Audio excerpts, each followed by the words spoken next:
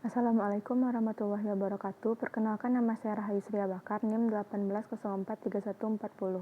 Baiklah, di sini saya akan menjelaskan tugas 5 analisis laporan keuangan, yaitu analisis komparatif PT Gudang Garam Tbk dan entitas anak.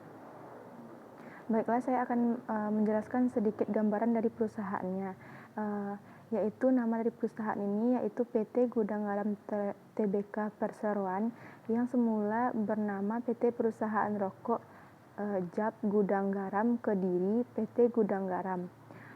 Didirikan dan badan hukumnya yaitu didirikan dengan Akta Suroso SH Wakil Notaris Sementara di Kediri pada tanggal 30 Juni 1971 dengan nomor 10. Tahun go public dan listing di Bursa Efek Indonesia yaitu pada tahun 1990. Selanjutnya, lingkup kegiatan perusahaan yaitu kegiatan operasi perusahaan Rokok Gudang Garam adalah salah satu industri rokok yang menghasilkan rokok kretek berkualitas tinggi. Selanjutnya, jenis dari produknya yaitu ada 4: Gudang Garam Family, Gudang Surya Family, GG Surya, dan produk rokok gudang garam lainnya. Pada Gudang Garam Family terdapat beberapa pembagian, yaitu Gudang Garam Merah, Gudang Garam Jaja, Gudang Garam Internasional, Gudang Garam Signature, dan Gudang Garam Signature Milk. Pada Surya Family terdapat beberapa juga, yaitu Surya Gudang Garam, Surya Eksklusif, Surya Profesional, dan Surya Profesional Milk. Pada GG Surya juga terdapat 2, yaitu GG Milk dan GG Milk Silver. Baiklah, selanjutnya yaitu grafik dari laporan laba rugi pada tahun 2016 sampai 2020, yaitu adanya pendapatan, biaya pokok penjualan, laba bruto, laba usaha, dan laba bersih. Selanjutnya, kesimpulan dari analisis komparatif laba rugi tersebut. Dapat dilihat dari analisis komparatif tersebut, disimpulkan bahwa pertumbuhan laba tidak stabil, karena dapat dilihat dari perubahan absolutnya pada pendapatan sebesar 3.953.492 dan perubahan relatifnya sebesar 3,58%.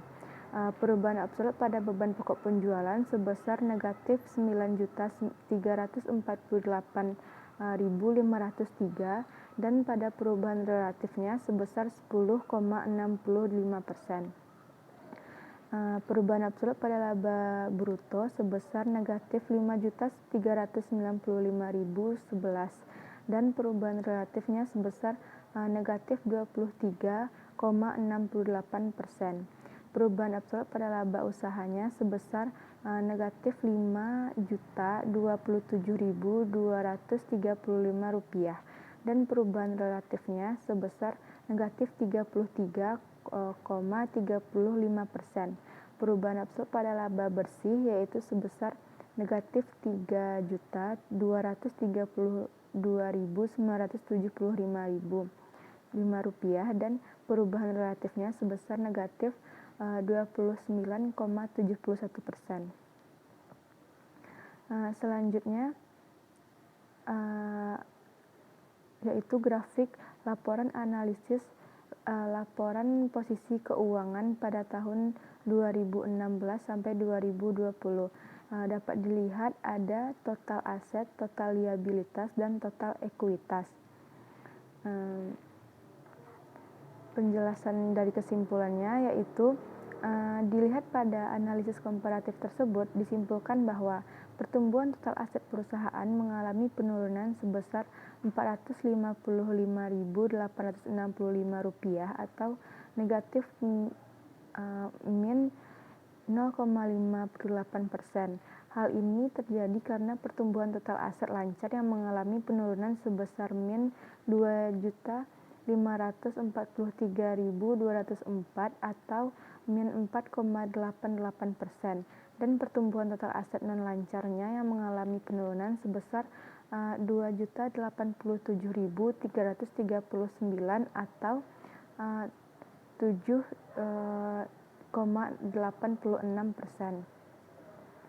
Selanjutnya, Sambungannya, untuk pada pertumbuhan total liabilitas jangka pendeknya mengalami penurunan sebesar min Rp8.248.735 atau min 31,62%, dan pada pertumbuhan total liabilitas jangka panjangnya juga mengalami penurunan sebesar 201.160.000 atau 8,18%, yang membuat total liabilitas juga mengalami penurunan sebesar min 8.047.575 atau min 29,45.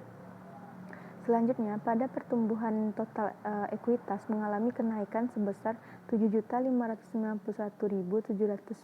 atau 14,91%. Pertumbuhan total liabilitas dan pertumbuhan total ekuitas perusahaan mengalami penurunan dalam jumlah yang sama dengan kenaikan total aset sebesar min 455.865 atau min 0,58%. Hal ini menunjukkan perusahaan belum mampu meningkatkan kinerja yang mengakibatkan penurunan. Baiklah, selanjutnya grafik dari laporan arus kas untuk tahun 2016 sampai 2020. Terdapat kas bersih dari aktivitas operasi, kas bersih dari aktivitas investasi, kas bersih dari aktivitas pendanaan. Baiklah, selanjutnya penjelasannya, yaitu untuk kesimpulan dari analisis komparatif laporan arus kas itu, dilihat dari analisis tersebut dapat disimpulkan bahwa pertumbuhan arus kas tidak stabil karena terjadinya naik turun yang cukup drastis. Hal ini dapat dilihat dari pertumbuhan absolut pada pertumbuhan aktivitas operasi sebesar 6.303.311 atau perubahan relatifnya sebesar 56,41%. Selanjutnya, perubahan absolut pada pertumbuhan aktivitas investasinya sebesar min 329.989 dan untuk perubahan relatifnya sebesar 6,99%. Selanjutnya, perubahan absolut pada pertumbuhan aktivitas pendanaan sebesar min 6.514.37 rupiah dan perubahan relatifnya sebesar 141,43%. Selanjutnya, dampak dan risiko terhadap perusahaan. Jika dilihat dari analisis tersebut, dampak yang akan terjadi untuk perusahaannya yaitu apabila perusahaan mengalami kerugian, maka mengakibatkan investor yang menanamkan sahamnya berkurang dan dapat menarik kembali saham yang ditanamkannya, serta perusahaan akan mengalami kerugian terhadap dampak dari hal tersebut, yang mengakibatkan kas perusahaan berkurang dan perusahaan mengalami kesulitan untuk melanjutkan peroperasian. Apabila hal tersebut terjadi secara berterus, bisa terjadi penutupan untuk perusahaan tersebut. Selanjutnya, rekomendasi dari saya untuk PT tersebut. Sebaiknya PT Gudang Garam Tbk dan entitas anak melakukan peningkatan kinerjanya agar perusahaan tidak mengalami kenaikan dan penurunan yang mengakibatkan tidak signifikannya kinerja perusahaan, yang dapat mengakibatkan kehilangan para investor dan dapat meningkatkan kinerja tersebut untuk mengembalikan kepercayaan para pemegang saham dan dapat mengurangi kerugian serta para pemegang saham yang menarik sahamnya tersebut dapat menanamkan kembali, dan juga dengan melakukan evaluasi terhadap kinerja dari para karyawan atau manajer pada perusahaan tersebut. Baiklah, sekian penjelasan dari saya. Terima kasih dan assalamualaikum warahmatullahi wabarakatuh.